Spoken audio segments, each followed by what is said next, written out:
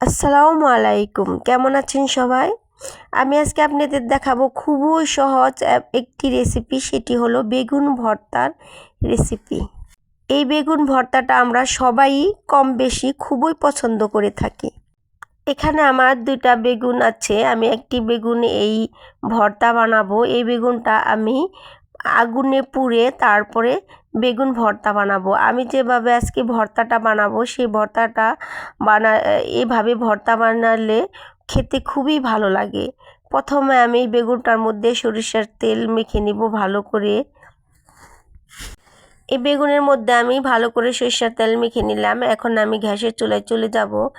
গ্যাসের চুলায় আমি একটা বসিয়ে নিয়েছি, সেটার উপরে এখন আমি এই বেগুনটা দিয়ে দিলাম। এই গ্যাসের চুলাটা এখন আমি অল্প আঁচে রাখবো যাতে বেগুনটা একদম পুড়ে না যায়।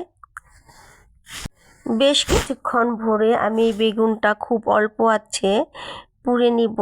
এপিট ওপিট ভালো করে উল্টিয়ে পাল্টিয়ে এই বেগুনটা পোড়া দিয়ে নিব। বেগুন এভাবে পুড়ে ভর্তা বানালে খুবই ভালো লাগে। আমরা সবসময় বেগুন ভাতে সিদ্ধ দিয়ে খেয়েছি, তার চেয়ে এভাবে সিদ্ধ দিয়ে বেগুনটা পোড়া দিয়ে নিলে সেই ভর্তাটা খেতে খুবই ভালো লাগে। আমার বেগুনটা প্রায় সিদ্ধ হয়ে গেছে, এই যে দেখুন ভিতরটাও অনেক নরম হয়ে গেছে। এই যে এখন আমি বেগুনটা নামিয়ে নিব। আমার বেগুন পোড়াটা হয়ে গেছে।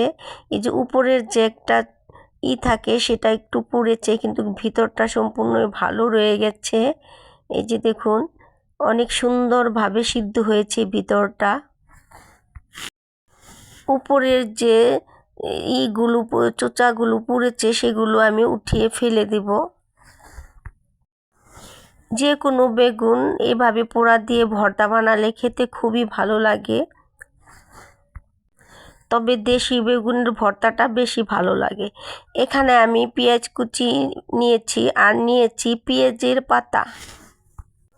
এখন যেহেতু শীতের সিজন সেজন্য এই পেঁয়াজের পাতাটা দিয়ে ভর্তা বানায় খেলে খুবই ভালো লাগে। এই পেঁয়াজের পাতার মধ্যে আমি লবণ দিয়ে নিলাম। এখন দিয়ে নিব শুকনা মরিচ দিয়ে ভর্তাটা, এই বেগুন ভর্তাটা বেশি ভালো লাগে।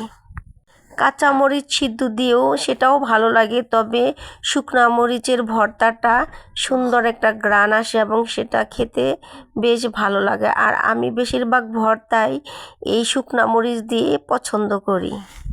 আপনারা চাইলে কাঁচা মরিচ দিয়েও বানাতে পারেন। এখন আমি এর মধ্যে দিয়ে দিব সরিষার তেল। আমি খুব ভালো করে মরিচটা ডলে নিয়েছি। এখন এগুলো সবগুলোর মধ্যে আমি এই মরিচ ডলে নিব। পেঁয়াজের পেঁয়াজের মধ্যে আমার মরিচগুলো ভালো করে ডলা হয়ে গেছে। এখন আমি সিদ্ধ বেগুনটা এর মধ্যে ডলে নিব।